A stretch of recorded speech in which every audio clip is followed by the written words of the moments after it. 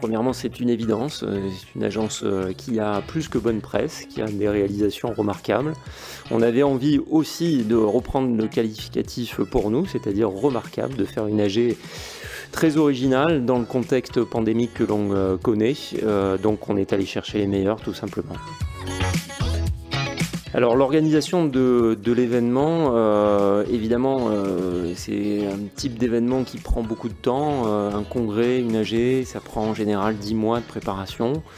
Là, comme nous étions encore circonspects sur la possibilité de l'organiser sur l'île, on s'y est pris un peu plus tardivement, mais dès le mois de février-mars, nous avons donc contacté WinWin pour organiser cela. Et je dois dire qu'on a été très écoutés le professionnalisme des acteurs de WinWin nous ont permis de rattraper le temps.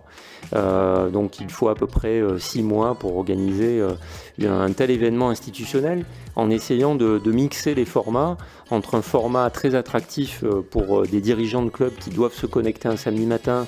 C'est pas facile de rester plus de 3 heures devant son écran et en même temps en gardant un format institutionnel parce que les votes en AG conditionnent la vie de notre institution.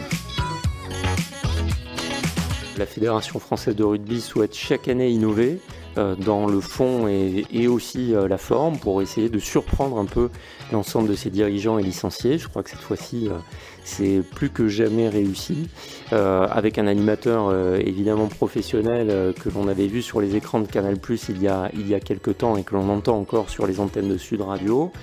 Je pense que très franchement, ça nous fait réfléchir, même dans les conditions de rencontres physiques lors des assemblées générales prochaines, d'avoir un statut un peu hybride, parce que le format plateau de télé avec beaucoup d'interactions, avec les dirigeants qui peuvent poser les questions bien évidemment, mais aussi avec du dialogue direct, de la surprise, mais aussi du débat sur le plateau, c'est vraiment un format qui nous laisse à penser que les années prochaines, nous allons essayer de construire des formats un peu hybrides. Mais en tout cas, on souhaite activer encore ce chemin entre rencontre physique, c'est notre nature au rugby, et digital, parce que ça permet au plus grand nombre de suivre des débats intéressants.